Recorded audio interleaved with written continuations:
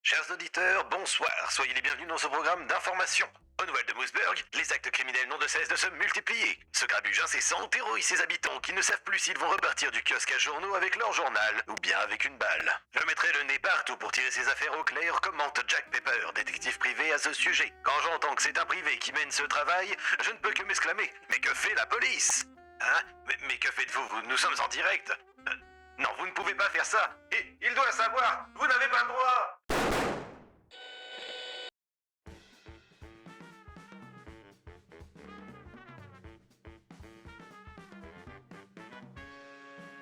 Bon, vous l'avez compris, aujourd'hui on va parler de MousePI.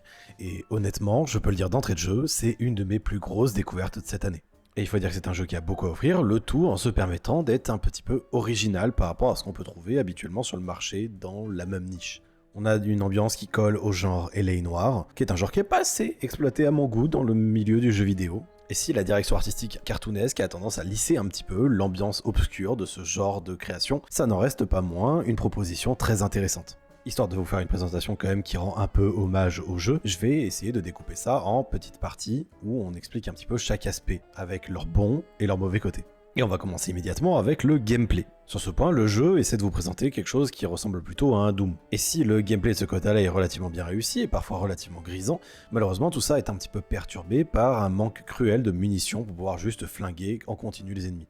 Le jeu a énormément d'armes différentes et honnêtement c'est une qualité, mais peut-être qu'il aurait mérité un peu de customisation plutôt que de tout laisser dans l'inventaire du joueur. Comme on tourne autour d'un hub principal dans lequel on peut améliorer ses armes et également accepter des missions, on aurait pu aussi avoir un système de loadout dans lequel on peut choisir une poignée d'objets qu'on veut utiliser pour nos missions. De cette façon, le jeu aurait pu être plus généreux sur les armes qu'on utilise, en leur donnant par défaut plus de munitions, voire en nous en laissant beaucoup plus sur les ennemis. Si je dis ça, c'est parce qu'au fur et à mesure que l'aventure avance et qu'on a de plus en plus d'objets disponibles, ça devient également de plus en plus dur de gérer ses armes, ce qui a vite fait de poser problème sur les combats où on pourrait tomber à court de munitions rapidement. Également, comme il y a beaucoup d'armes différentes, on va peut-être avoir des feelings beaucoup plus importants avec certaines, quand avec d'autres on n'aura carrément aucun feeling. Et le fait d'être constamment obligé de changer d'arme, voire parfois d'utiliser des armes qu'on n'apprécie pas, ça peut rapidement gâcher votre expérience du côté du shooting. À titre purement personnel, et j'ai absolument pas l'intention de m'en cacher, au milieu de l'aventure, j'ai modé le jeu et j'en ai profité pour activer les munitions illimitées. De cette façon, j'ai pu profiter de mes armes préférées sans avoir jamais besoin de me soucier des munitions, et à partir de ce moment-là, mon expérience est devenue beaucoup plus agréable. Alors bien évidemment, comme à chaque fois dans ce genre de vidéo, je vous expose de manière unilatérale mon avis, ce sera à vous au final de dire si oui ou non vous considérez que c'est un problème, mais au moins, vous savez que personnellement je l'ai trouvé là, et peut-être que vous vous retrouverez dans mon opinion. Une fois ça mis de côté, en vrai, le gameplay en termes de shooting est vraiment cool et il y a un vrai feeling sur chacune de ces armes. La mobilité du personnage est quand même relativement agréable et ça permet dans l'ensemble d'avoir quelque chose qui est plutôt intéressant et qui en plus continue d'évoluer au fur et à mesure de l'aventure. Parce qu'effectivement, le shooting n'inclut pas que les armes à feu, il inclut également les méthodes de déplacement du personnage. Au fur et à mesure que l'histoire avance, vous n'allez pas débloquer énormément de choses, mais vous allez avoir quand même quelques mouvements supplémentaires, comme le fait de pouvoir planer avec votre queue, ou de pouvoir tout simplement escalader des surfaces, et ces choses vont donner des options supplémentaires qui vous permettront de vous déplacer plus efficacement au travers du niveau, et ça va beaucoup influencer le combat, puisqu'entre la variété des équipements et la quantité de mouvements que vous pourrez faire, vous aurez plus de facilité à atteindre certains ennemis qui autrefois auraient été trop loin ou trop difficiles à atteindre. Et en parlant d'ennemis d'ailleurs, il y a plutôt pas mal de variétés de ce côté-là. Même si je dois admettre qu'après 20 heures de jeu, on finit quand même par se lasser de tout ce qui apparaît. Parce qu'au début, on est dans une phase un peu de découverte et donc on va rencontrer des ennemis différents qui seront plutôt roleplay par rapport aux niveaux qu'on fait. Avec des phases où on va plutôt rencontrer des mafieux, quand dans d'autres moments, on va rencontrer plutôt des policiers. Et en fait, à partir d'un certain moment, tout ça va commencer à se mélanger. On va avoir un peu de tout et un peu de n'importe quand. Et du coup, quand on arrive à la fin et qu'on commence à se retrouver avec un espèce d'amalgame d'un peu tout ce qu'il y avait dans le jeu, ça devient un tout petit peu redondant et peut-être un peu désagréable aussi en termes de cohérence narrative. Je crois que l'objectif était de proposer un final un peu grandiose, où on revoit un peu tout ce qu'on a fait, mais personnellement, après avoir été habitué à beaucoup mieux du jeu tout au long de mon aventure, j'ai trouvé que ça faisait un peu brouillon, un peu recyclage. Puisqu'on parle de la variété des ennemis, il faut aussi parler de la variété des boss dans le jeu. J'ai été agréablement surpris par cette partie-là, parce que tout au long de cette aventure, il y a quand même pas mal de boss à affronter, et ils ont tous proposé des mécaniques relativement différentes les unes des autres. Chacun de ces combats a une thématique relativement bien axée autour du boss en lui-même.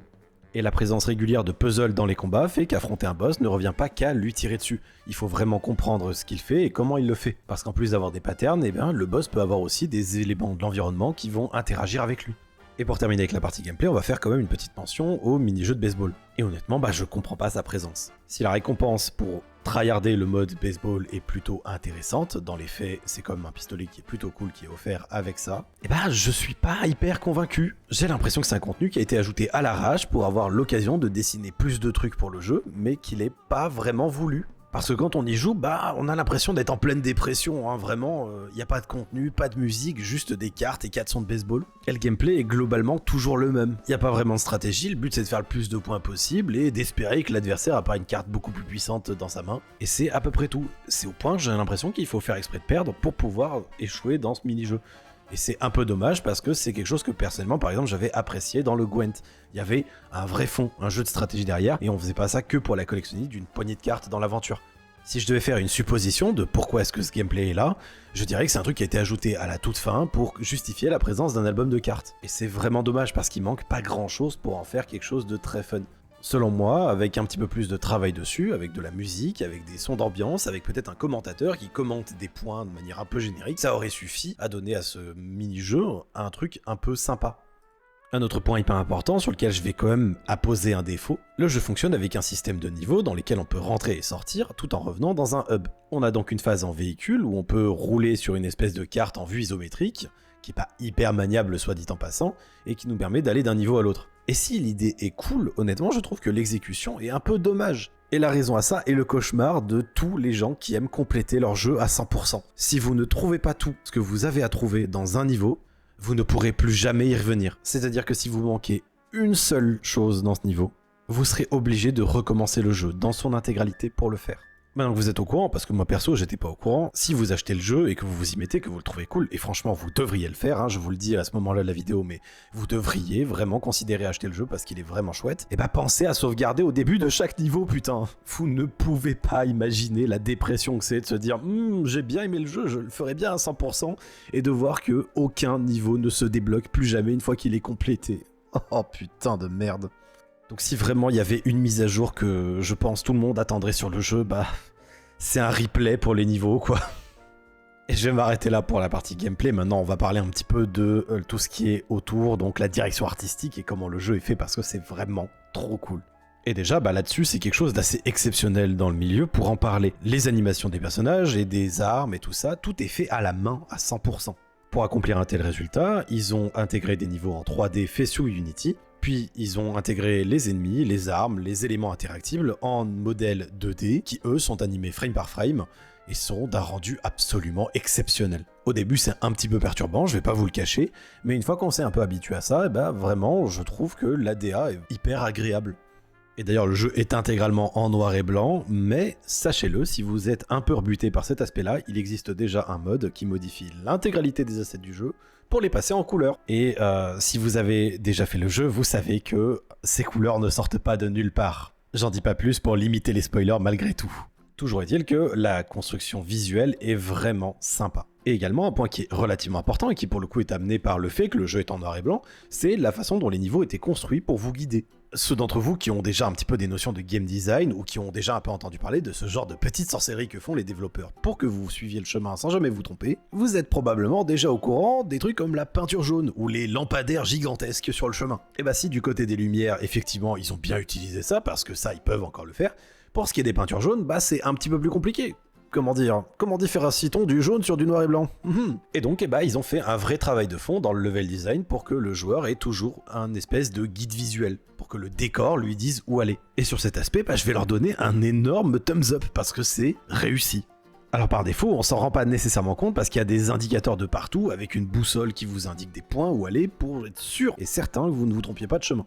Mais pour ma part, je le rappelle, j'ai modifié mon jeu au milieu de l'aventure et donc j'ai commencé à faire des trucs un peu rigolos comme effacer l'interface. Et devinez quoi? Dans 90% des cas, le décor suffit largement à me dire où aller sans que je me trompe. Je me suis jamais senti perdu. Et si en de rares occasions, les indications sont insuffisantes, soit pendant les dialogues, soit dans le reste, pour pouvoir vraiment garantir de trouver où je dois aller, parce que c'est vraiment un endroit spécifique du niveau qui n'est absolument pas indiqué par des éléments de décor, et le reste du temps, ça marche toujours nickel chrome, même quand vous devez faire un peu de backtracking et tout ça. Et ça y est, là on approche de la fin de la description du jeu, mais je dois faire un tout petit dernier point pour parler de la musique. Là encore, c'est très profondément mon avis, mais la musique est vraiment trop cool. Je suis juste un giga fan du style L.A. Noire, donc forcément je suis pas objectif, mais La musique est incroyable, genre vraiment, il y a un truc que j'adore. Et surtout, et ça va vous faire vraiment plaisir si vous êtes comme moi giga fan de ce groupe, il y a une collab avec Caravan Palace. Donc on a le droit à une adaptation de Caravan Palace pour la musique Good Mouse de Mouse P.I. et c'est juste un banger absolu, allez l'écouter. Et bon, on arrive à la conclusion, vous avez déjà mon opinion très objective et absolument pas du tout biaisée par le fait que j'adore le style que le jeu propose. Et comme j'ai déjà dit plus ou moins tout ce que je pensais du jeu, je vais juste vous balancer un fact 2 sur le studio. Mouse P.I. est le premier jeu du studio Fumi Games. Et je pense qu'à ce stade-là, vous n'aurez pas de mal à le deviner, mais avant d'être un studio de jeux vidéo, ils faisaient autre chose. Puisque quand on regarde le documentaire qu'ils ont fait pour parler un petit peu du process de création du jeu, ils disent clairement qu'avant ça, ils faisaient de l'animation en indépendant. Et je pense très honnêtement que c'est ce background qui a donné cet aspect si unique au jeu. Enfin, il a une résonance toute particulière à mes yeux. Parce que bien que je sois français, je suis d'origine aussi partiellement polonaise. Donc le fait de voir un petit studio originaire de Warszawa sortir un jeu vraiment cool comme celui-là, ça me fait toujours très plaisir. Mais pour finir, je dois quand même vous mettre un petit disclaimer. Si en général, quand je fais une vidéo de ce type, je me force à être le plus impartial possible, il faut quand même que je vous le dise. J'ai reçu Mouse P.I. gratuitement dans le cadre d'une promotion pour les créateurs sur Keymailer. En temps normal, quand je reçois ce genre de clés gratuitement, je ne fais que des shorts. Mais Mouse P.I. représente à mes yeux l'exception qui confirme la règle. Depuis que j'ai commencé les opérations Keymailer, j'ai eu beaucoup de jeux vraiment cool, mais pas forcément assez gros ou assez développés pour pouvoir proposer un contenu pareil. Mais là, il fallait absolument que je fasse une vidéo longue. Et ceci étant écarté, si vous avez regardé cette vidéo jusqu'ici, déjà d'abord merci beaucoup, vous êtes extraordinaire. Et si vous n'êtes pas déjà abonné, pensez peut-être à le faire. Et sur ce, je vous laisse. C'était encore une fois le Spatiocorn, et on se dit à la prochaine.